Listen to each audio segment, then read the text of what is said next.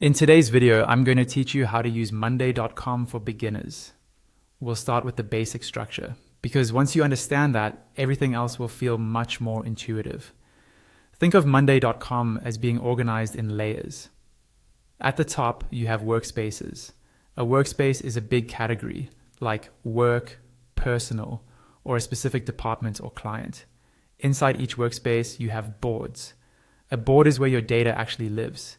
You can think of a board as a project, a task tracker, a content calendar, or any structured list you want to manage. Within a board, your information is divided into groups.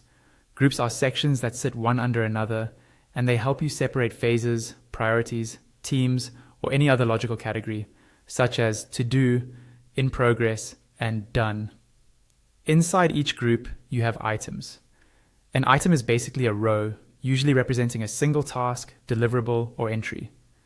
Finally, across the top, you have columns. Columns define what information you're tracking for each item, like status, due date, owner, priority, and more. Once you keep this hierarchy in mind, workspace, board, groups, items, and columns, the platform becomes much easier to navigate. Now let's create your first board. Look over to the left panel and find the workspace where you want this new board to live. On the right side of that workspace's name, click the plus icon.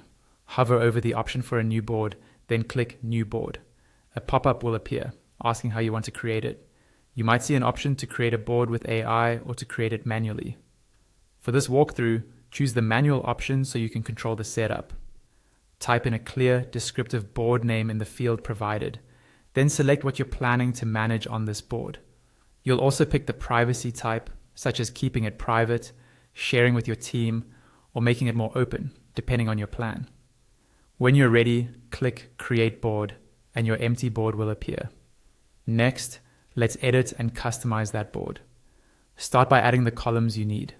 On the far right of your current columns, click the plus icon.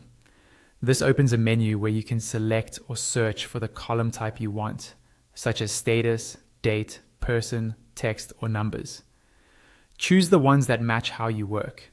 If you need to remove a column, hover over the column header and click the More Options icon that appears. Then select Delete. Be sure you really don't need that data anymore, because deleting a column removes all the information in it. You can also rename a column by clicking directly on its header text and typing the new name. To add or edit a cell value, simply click in the cell under the column and fill in the details. If you want to rearrange columns to match your workflow, hover over the header title until your cursor changes to a hand, then drag and drop the column left or right. To add a new task or item, look at your first column and click the option that says plus add, followed by the name of that column. This creates a new row where you can fill out all the column values. When you want to break a task into smaller steps, you can use sub-items. Hover over an existing item in that first column, and you'll see a small arrow pointing to the right appear on the left side. Click that arrow, and a sub-items table will open beneath that task. Here you can add more detailed entries, like sub-tasks, checklist items, or steps within a process. Groups are a powerful way to keep everything organized. At the lower left of your board, you'll see an option that says plus add new group. Click this to create another section on your board. You can use different groups for different stages of a pipeline, different weeks, different teams, or any structure that makes it easier to scan your board at a glance. You're not limited to the main table view either. At the top of your board, you'll see a tab labeled Main Table. Right next to it is a plus icon. Click that icon to explore other views you can add, such as a calendar, a Kanban-style board, or other visual layouts. Each view shows the same data in a different format, so you can choose the one that best supports your current task. Finally, if you want to see your board inside a broader dashboard or reporting area, look again at the left panel and click on Dashboard and Reporting.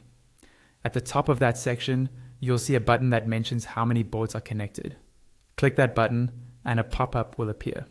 From there, you can select your new board to connect it to the dashboard. This lets you pull in widgets, charts, and summaries based on the data from your board, giving you a high-level overview of your work. By understanding the core structure, creating your first board, and then customizing columns, items, groups, and views, you'll have a solid foundation for using Monday.com effectively as a beginner.